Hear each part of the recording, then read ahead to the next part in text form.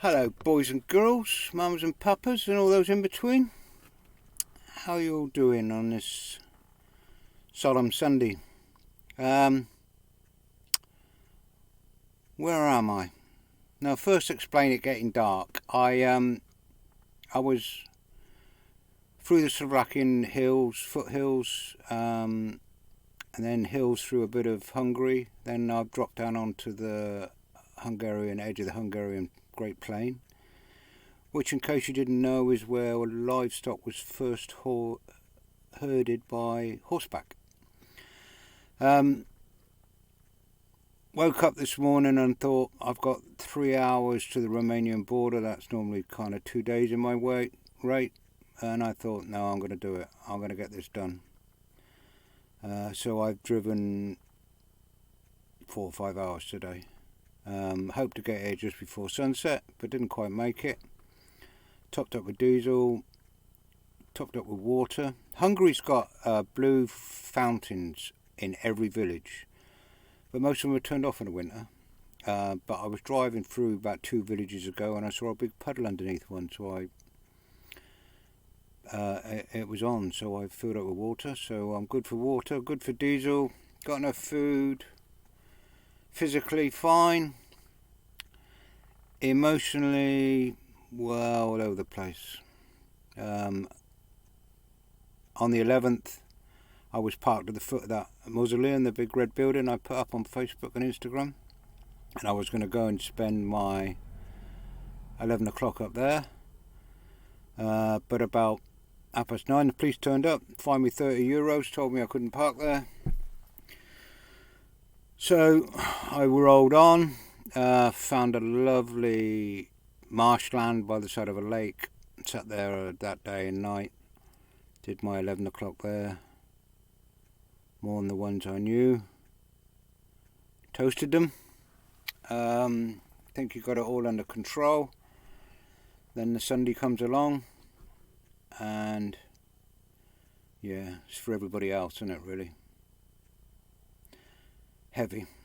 So, and then I'm at this point where I'm 15 minutes shy of the Hungarian-Romanian border. About 40 minutes, an hour to Satimara, depends on how long it takes me to get through the border. So again, emotionally, yeah, all over the place.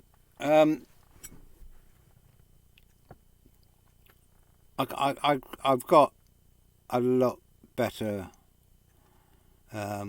mental health than I did have 20 years ago. But it's still, I can control the thoughts, but it doesn't stop them coming. I can control them to an extent. It doesn't stop them coming, it just stops them destroying me, but it still keeps me awake at night. So for that reason, you're not getting a story of daring do today. Again, sorry about the light. I've got a LED above my head. As you can see, it's dark outside. Sun's just set. For the last hour, I've been following a 3/4 moon, which was just inspirational. I surf the local radio stations now and again, and Perkle Harlem came up. So yeah. And today I've been playing a lot of Dire Straits very loud and screaming a lot. But there you go. So I'm 15 minutes shy of the Romanian border. I got a €30 fine in Slovakia. I got another visit that night from the police where I was parked by the marsh. They looked at my passport. No problem. They just want to know what I was doing and why I was doing it. So I said I'm listening for owls and I birdwatch, which I think they understood. They were fine. Last night I spent at a place called Eager. Saw a bar around the corner. It was on Park for Night and there was a tap. So I got 5 litres that night thinking I'll fill up the rest the next morning. Next morning it had been turned off. But hey, I've got water. And now I've driven across the northern edge of the Hungarian plain, heading for Transylvania. I'll be Transylvania for the next full moon, so I've been upping my garlic intake, and I haven't got a wooden stake. Oh, should be good. Should be good.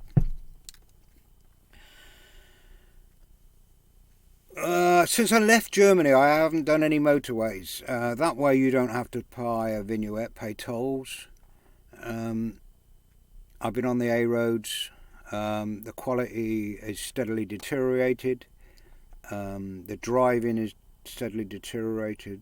The state of the properties is steadily deteriorated. So if anybody talks to you about trickle-down economics, 30 years later it still hadn't trickled down. It doesn't work.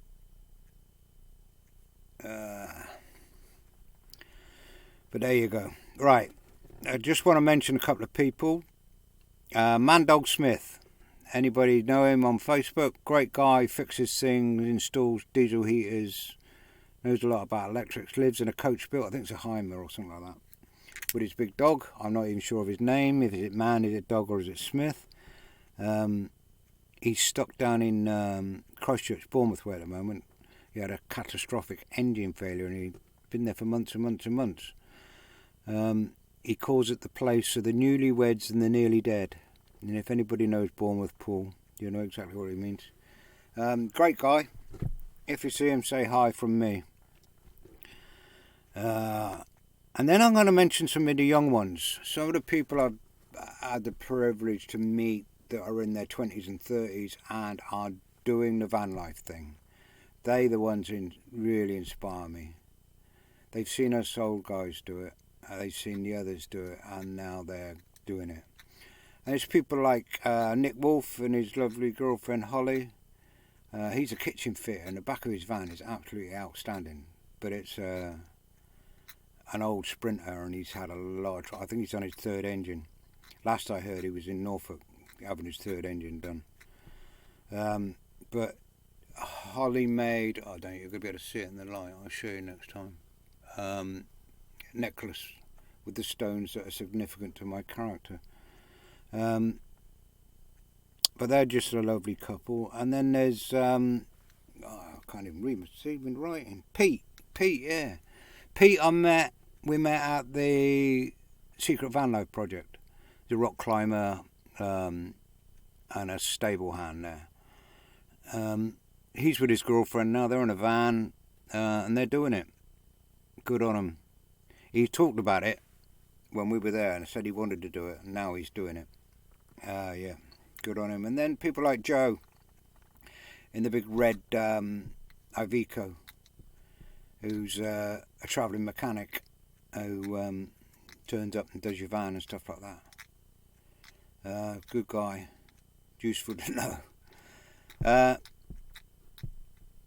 Yeah, the young ones that are starting it now and hope going to carry it forward. And finally, people I want to mention are the lost, the chemically enhanced alcohol and other things, who never, I know some of my good friends are, I call them friends, and I mean it, that are users of this or that quite heavily. It saddens me because you know there's something in there that needs to be resolved, and some of the others I've met will never resolve it, and they think they're hip and they think they're clever and they're 10 pints of lager a day and they end their day with 4 lagers or whatever. Alcohol's played a big part in my life. I think I've pretty well got it under control now. I do like a drink, but you can't let it control. If you need a drink every night, you're slipping down a slope. Of all the people I've lost in my life, all that military time, I lost more comrades to alcohol and alcohol-related injuries than I did to enemy action, terrorist action. You watch them go from happy drunk to alcoholic. Yeah. So they're lost. I'm not going to do a great one long tonight. I'm going to try and catch up midweek when I've been in Romania for a couple of days. I'll do something then. But I'm going to do you a couple of poems and then I'll call it quits. The first two are kind of the emotions of this weekend for a lot of people and being here 30 years later. Anyway. What's your flaw? What crushes you into your wall? You know you can call before you fall out the door. Don't let your soul get poor. Scream on your own no more. You may be raw, but let someone help you through your flaw. Then you can be the one they call. And the second one about theme is I've had some conversations with people back home who are really struggling with life's things. And so I wrote this. When people bare their soul to you to help them lift a cloud, what do? Do you fall like they have laid a burden on you? Or are you proud that to you they lifted the shroud? To you they turned when the soul was poor? Before I would fall, but now it lifts my very soul, that to me they called from their hole. Now to me it's not a toll, but a place in this world I have found. I love them more for knocking at my door when they spill their dark ill. Maybe help them heal. And the final one is a person. If you can work out who the person is, you can contact them and they'll give it a poem maybe, or sell it to you. It's theirs now. And he said the name then.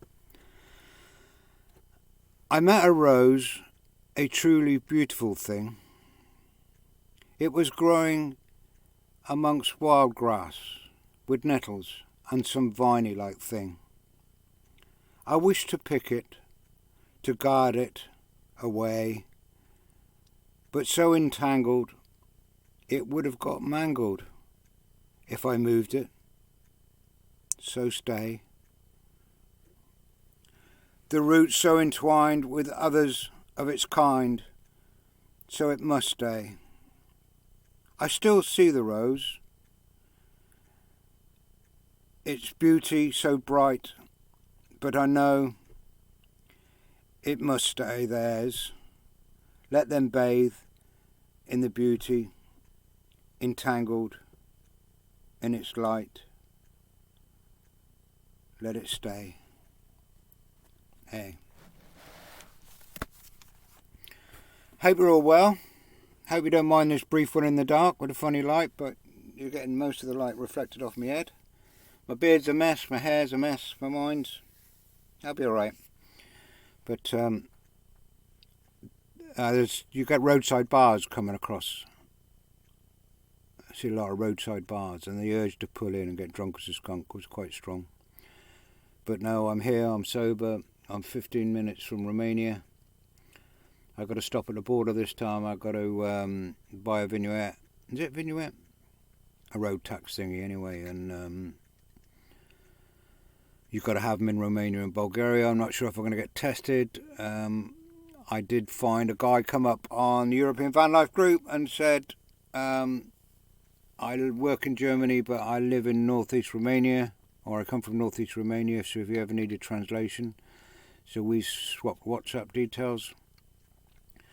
I'm going to go into Baimara. I've found a place.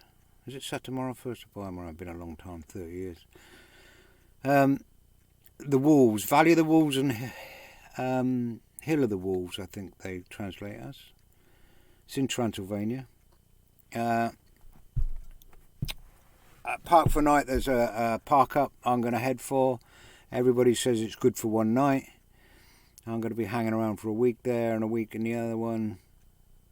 Maybe a couple of weeks hanging around this part of Romania.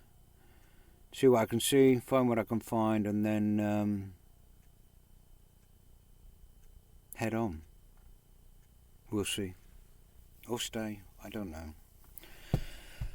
It's really quite daunting where I am and how I got here and why I'm here 30 years on. Lots of love, peeps. Stay safe. Happy travels. Click.